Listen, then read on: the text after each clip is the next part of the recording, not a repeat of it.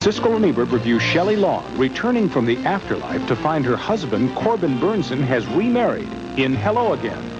Life in the fast lane proves to be less than zero for Andrew McCarthy and Jamie Gertz.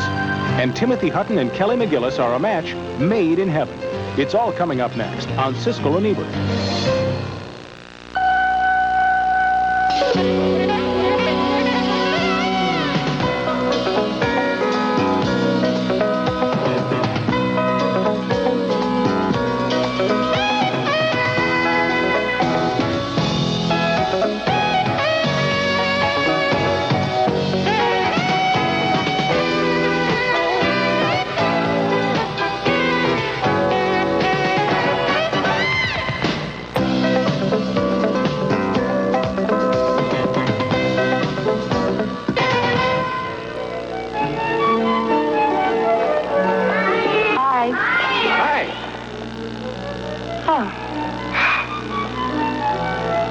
Well, I have to go now. What? Why? What? Well, you're not the only new arrival. Timothy Hutton goes to heaven and falls in love with Kelly McGillis, a spirit yet awaiting her arrival on Earth. In Made in Heaven, one of 5 new films we'll be reviewing this week on Siskel and Ebert. I'm Gene Siskel of the Chicago Tribune. And I'm Roger Ebert of the Chicago Sun-Times. Made in Heaven asks the same basic question as Warren Beatty's 1978 movie named Heaven Can Wait, and the question was, can true love bridge the chasm between this life and the next one?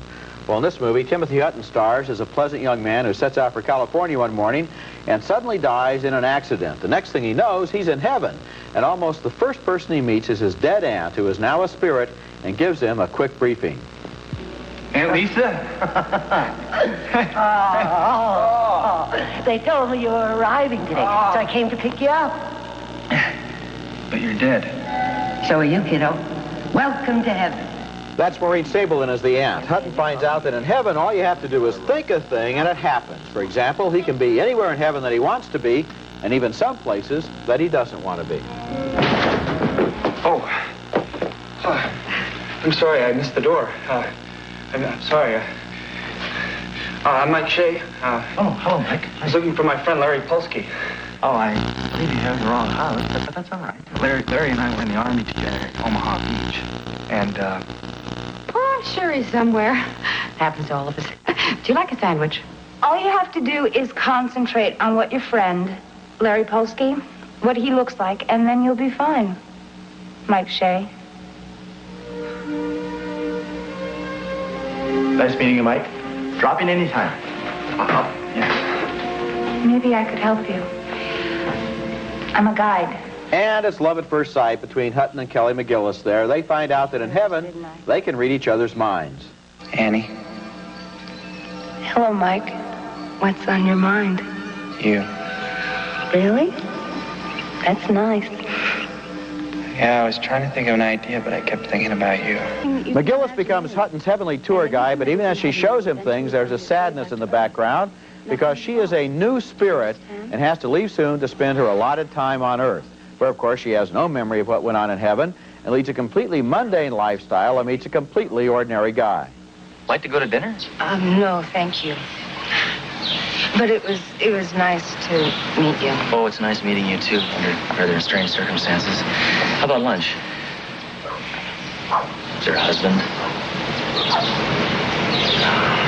That was tacky of me, wasn't it? And the gimmick in the movie is that Hutton has also asked permission to go back to Earth, hoping that they can meet each other, and they have until they're both 30. Now, what would you say the chances are that before they're 30, they will meet each other and will fall in love? I'd say they're pretty good. I really enjoyed the scenes in this movie that were set in heaven. Once they explained all the rules up there, it seemed like a place that was both divine and kind of tricky. For example, if it's true that all you have to do is imagine you're with somebody and then you are, well, that's terrific, but what if they don't want to be with you? In other words, I want to be with you, so there I am, and you say, get out of here. I would have enjoyed... Sounds plausible. Sounds plausible to you. I would have enjoyed the movie more if they just stayed in heaven, exploring the ground rules for an entirely different way of existence. Instead, too much of the movie is set down here on Earth, and that part is completely predictable. And, of course, there is that question of whether they're going to get back together again, and they spend so much time not getting back together that you just say, come on, come on? Well, I thought this movie was sensational. You did? Yes, absolutely. First of all, I think the heaven sequences, which you already said are great, because they're played so naturally. The movie opens up, we go to heaven, we're right there, and there are rules in heaven, and we see heaven, and I sat there, mouth agape, saying, great, somebody's taken me to heaven, and they've laid out an idea of what it's like. Second, the notion that you bring up, it's something that I actually believe. It applies to heaven, or actually all I know about is here on earth, which is, I believe that if you think of someone, whether it be here or in someplace else, that they come alive. I think the film has a religious content to it. And so I found the film beautiful when it was either in heaven, which I agree is better, or on earth. Yeah, but of course, whether or not you believe in this doesn't have anything to do with whether the movie is good or not. For me, it does. Okay, well, in that case, you think every movie you agree with is good. I have for you. Okay. I think that the problem with the stuff on Earth is that once they get back down to Earth again, yes, then they lead totally separate lives most of the time. They have to. All of this business about Timothy Hutton being the wandering minstrel and so forth. And we know it's predestined. It's if there's anything preordained in this movie, it's that they will meet. You know the movie isn't going to end without them meeting. And so why do we have to have all of this wheel spinning? We could have more of the heaven stuff or more of the supernatural stuff. If you give me more of the heaven stuff, I like the film more. But I still think that there is so much in here that is original and fresh. I really recommend the film. Okay. Our next film is called Less Than Zero. And remember that yuppie movie a couple years ago called St. Elmo's Fire? Well, this picture I think is only half as bad as that turkey because it has only half as many college-age characters who are wasting their lives on drugs. In this film, Andrew McCarthy plays a good student who returns home to ritzy Beverly Hills to find that his former best friend is now strung out on drugs. When'd you get back? Today. Wow, you look very collegiate. McCarthy's old girlfriend, Jamie Gertz, is also strung out on drugs, but she is more concerned with the drug habit of her current boyfriend, who used to be McCarthy's best friend. I think Julian's in a lot of trouble. Julian? I didn't know who else to call. I can think of about 500 people downstairs. No, he's in trouble. Old trouble or new trouble? He disappears, nobody knows where, and then he comes back like nothing ever happened, and he's wasted all the time. Well, McCarthy still has the hots for her, but despite his anger that his pal has stolen his girlfriend, he tries to help out his old friend, only to learn that he is heavily in debt to a drug dealer. How much? 50,000. 50 and change. We could use that. Jesus. Yeah, Jesus. Before. Drug debt. What do you think it's for? That's Robert Downey Jr. as the strung-out friend. To help him, Andrew McCarthy visits the drug dealer, played by James Spader, to see if he can resolve the debt. I'll get the money. I'll sell my car, whatever it takes. What, have you seen Julian recently? You'll get what he owes you. You're right, I will. And you want to know something, Clay? It's got nothing to do with you. Now listen to me on this, okay? I am not the problem here, all right? Julian is. I think the central problem with Less Than Zero is the film glamorizes drug use more than it deflates it. In fact, more than I think even it is aware of. There are fancy parties in this film, there's the flashy life of the dealer, and Jamie Gertz's character uses cocaine without really awful effects. The film doesn't seem real to me. Andrew McCarthy is slow to act, he sort of waltzes through the film. The parents are all bad guys to be blamed, and no one takes a very hard-line activist approach to these young people in trouble. These are talented young actors, I think, but I think they have been given a much too glamorous, superficial script. I disagree with just about everything you've said. I think this is really a terrific movie. It's extremely anti-drug. It's the most harrowing portrait of cocaine I've ever seen, and I'll go through your points one by one. This movie is glamorous only if you think possessions and surroundings are glamorous, because these people turn their surroundings and possessions into a cesspool, so that the contrast between the glamour and their inside lives is the whole point of the movie. I don't think it's glamorous. As to whether anything bad happens to Jamie Gertz, she loses her entire personality and her entire orientation on reality. I'd say that's pretty bad, and I'm glad that she comes back from that. And third, when you say that the parents are bad guys, the person you're probably referring to is Robert Downey's father, who throws his son out of his home and says, you can lead your life any way you want to, but you can't come in here. That's not being a bad guy. That's known as tough love. It's a lot harder for a father to say, I'm not going to enable you to continue to use drugs. That takes more love than to bring him into his house and be nice to him. He's not a bad guy. He's a good guy with a lot of courage. Except that this movie knows a lot about drugs. Except that the way that it's played. I think it's played as a cartoon, not in the way that you've expressed it. You, frankly, gave a better performance of the father than the guy in the movie. Not at all, no. And as far as Jamie Gertz's character, I think she has a problem, but she does not suffer the degree. I mean, she's sniffing throughout this whole film. Yeah. This woman should be falling apart. Instead, we have sort of we flip back between the love story between her and Andrew McCarthy as much as we do the drug stuff. In fact, the very criticism you gave to the last film, which is that it should be more in heaven than on earth, I'd say less love story and more dealing with drugs. I don't think so. I think they're really giving this. For example, what about the Robert Downey performance? Now, here is a guy who really portrays on screen the total disintegration of a human being. I was very moved by it. Richard Pryor did it better in his film. Well, I don't think so. I think that Less Than Zero is really, really a good film and a very good portrait of cocaine. Coming up next, Shelley Long stars in Hello Again, about a woman who returns from the dead, much to the amazement of her survivors. Here I am, again. Hello Again, and it stars Shelley Long in the story of a woman who dies and is buried, and then a year later she's brought back from the dead by her sister, whose hobby is black magic. In the movie, Long plays a kind of a lovable klutz who is always falling over things and embarrassing herself, and in this scene we see her sister, played by Judith Ivey, chanting an ancient incantation by the light of a full moon, look at those scented candles there, to bring her back to life. When Long opens her eyes, she doesn't even know she's been dead. Let's get out of here. Oh my God. What am I doing in this dress? Ken said it would be perfect for you, but... Oh, who are we kidding? I wouldn't be caught dead in this dress. Once she's back on Earth, Shelley Long heads straight for home, where she finds her husband, Corbin Burnson from L.A. Law, has already married her best friend. As far as they're concerned, she's been dead for a year. They're horrified.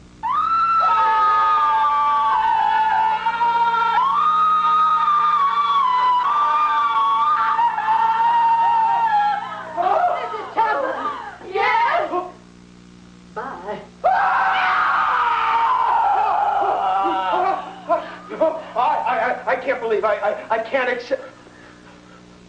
What is this? Some sort of absurd joke. Who are you? Jason, it's Lucy. And that's Celia Ward as the best friend and new wife. Hello Again is a movie filled with missed opportunities. It has some points that it wants to make about Corbin Burnson's choice between the klutzy integrity of his first wife and the glamorous materialism of his second wife, and it makes those points, and they're pretty obvious. And since he plays a plastic surgeon, it also takes some pokes at venal modern medicine with raise those rates and sell those plastic surgery operations and build a new wing of this hospital. So what? It never really exploits the countless possibilities of a situation where a person comes back to life after people have not only buried her but started to live fairly well without her. What would really happen in a situation like that instead of these phony sitcom one-liners? The movie works best when two supporting characters are on the screen. Judith Ivey as the sister who's a weirdo spiritualist, and Austin Pendleton is a lonely billionaire who falls in love with Judith Ivey. I love their characters. The moment they first exchange a glance, it gets a bigger laugh than any written line in the entire film. I didn't laugh once throughout the entire film. Not even then? No, I did not laugh at all. I was, you used the word sitcom. That's what this is. This is an overgrown TV show. Mm-hmm. I don't know if this would be even a pilot for a series. I mean, this would be a bad episode of a show. Mm-hmm. To me, nothing is funny. The Shelley Long falls and her blouse gets wet with soup does not amuse me. That she comes back to Earth and that they're shocked and screamed, that did not amuse me. There's nothing in the movie that amused me. They missed one out. I don't get the juice in the picture where it could have been, other than what you suggested, which would involve a total rewrite of the whole film. One of the things where they really missed the boat is when she comes back after a year, she says she remembers nothing from that year when she was away. Right. Her best one-liner would be, you know, I bring greetings from Jimmy Hoffa, or something. Something should have happened during that year that she could impress people with on Earth, but nothing happens either while she's gone or, for that matter, after she comes back. I think that would sum up a rather bad film. Coming up next, what do you do if you are a young boy and a Russian sailor washes up on shore next to your home? That's a question posed in the adventure film Ruskies. I think that you have answered from beginning, Danny.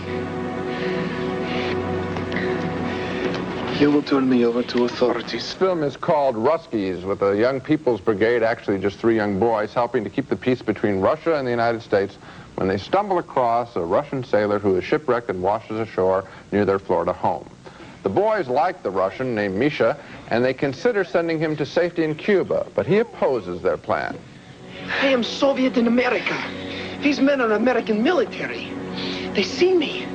They hear my name. I almost fight with them. This could be act of war. My friends, this day has been very wonderful. Like holiday.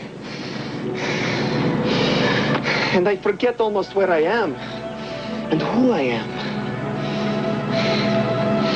But now I am, how to say, between rock and roll.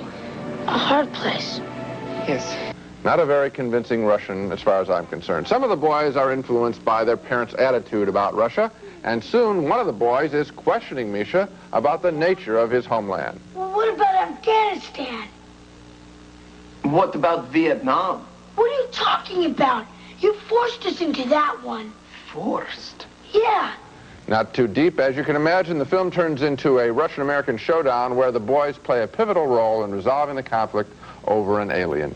In that way, Ruskies is sort of like a bad ripoff of E.T. The kids in the movie are not that bright, and their parents are true dunderheads, at least a few of them are. Someone should form a committee to argue for parents' rights in movies. They are probably discriminated against more than just about any group you can name.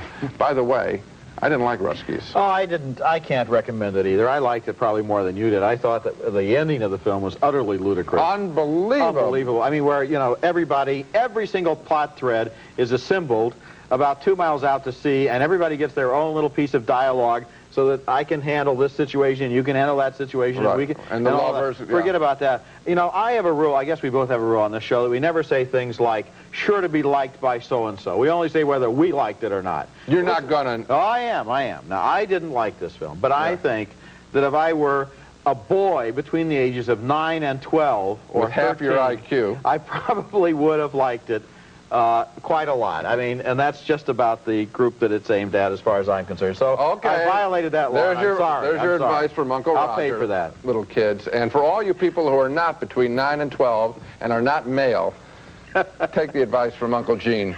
Skip Ruskies. Coming up next, Hiding Out, where a 29-year-old stockbroker tries to hide from vicious killers by pretending he's a high school student. Last school attended. Cornell.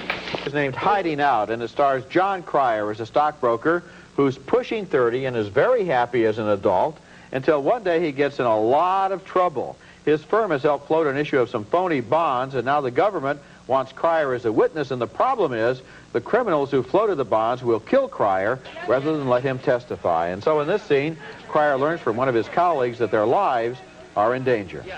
You don't pass off that much in counterfeit paper on your own. I'm telling you, we were chumps. He had us laundering money for the mob. He's not paranoid. He's right, as Cryer finds out for sure a few days later when gunmen from the phony bond salesman come looking for him. Cryer decides to go underground to hide himself by pretending to be a high school student. My name? Oh, you want my name? Maxwell. Maxwell what? Hauser. The situation grows even more complicated when the 29-year-old Cryer falls in love with a girl half his age and realizes he cannot keep his secrets forever. I keep wondering who you are. Why you don't give me your phone number, why you'd never show me where you live. Max, where do you go when you go home? I guess everyone has wondered at one time or another what it will be like to be back in high school again, knowing what we know now. And in fact, a whole movie was made about that idea, a movie called Peggy Sue Got Married. That was a great movie because it dealt seriously with the questions of time and age and memory, but Hiding Out is not a good movie because it goes more for superficial gimmicks. Take, for example, that love affair between the adult broker and the young teenage girl. What do they really have in common other than some kind of half-witted, idealized movie notion of true love transcending all barriers? Wouldn't there be some serious problems in that relationship, or even some funny problems? Not in this movie, which is more concerned with cheap laughs and a bizarre assassination attempt in the last reel than it is with the promising material that's right there in the story. A movie that was really about a 29-year-old passing as a high school student, and what really happened to him might have been interesting. Well, once again, we're up against one-liners again. Well, yeah, it might have been interesting, but there is such a long setup to get him to high school. First of all, just if you're dealing with this material, I mean, let's get him to high school, and let's get him out of the brokerage office real fast, and the chasing of the gunmen is absolutely boring. Once he's in high school, I don't think he has anything to do. I mean, there's nothing there. He doesn't do anything I'll fresh. tell you, there's one scene that indicates the direction the movie could have gone in. She goes to pick up that girl for a date. Her father is there with his home computer trying to figure out his income tax. This guy's an accountant. Yes. He hits one key on the keyboard, saves the guy $1,000 on his spreadsheet. That's a cute scene. So Pop pulls out $20 so they can have a pizza. That's a cute scene. I wish there had been more like it in the film. Now let's take another look at the movies we reviewed this week. We split wildly on Made in Heaven with Timothy Hutton and Kelly McGillis. Roger only liked the heavenly sequences. I think the whole picture is terrific. One thumb up, one down. Another big disagreement on Less Than Zero. Roger thought it was a powerful film against drugs. I thought it glamorized them. Two thumbs way down for Hello Again, the insipid comedy with Shelley Long and Corbin Burnson. Neither one of us like Ruskies. Two thumbs down for that, although Roger thinks little boys might get a kick out of it. Oh, isn't he nice? And two more thumbs down for Hiding Out, about the stockbroker in high school. So the picture that I really recommend, and I do, is Made in Heaven. I think it's very special. And the picture I really recommend, and I really do, is Less Than Zero, which I think deserves comparison with The Falcon and the Snowman. It's really a good movie. Oh, gosh. Oh, Falcon yes, and the Snowman is much better. Rent's Falcon and the Snowman. That's it for this week. Next week, we'll review Arnold Schwarzenegger in the futuristic fantasy called The Running Man, and Cross My Heart, a romantic comedy starring Martin Short. That's next week. And until then, the balcony is closed.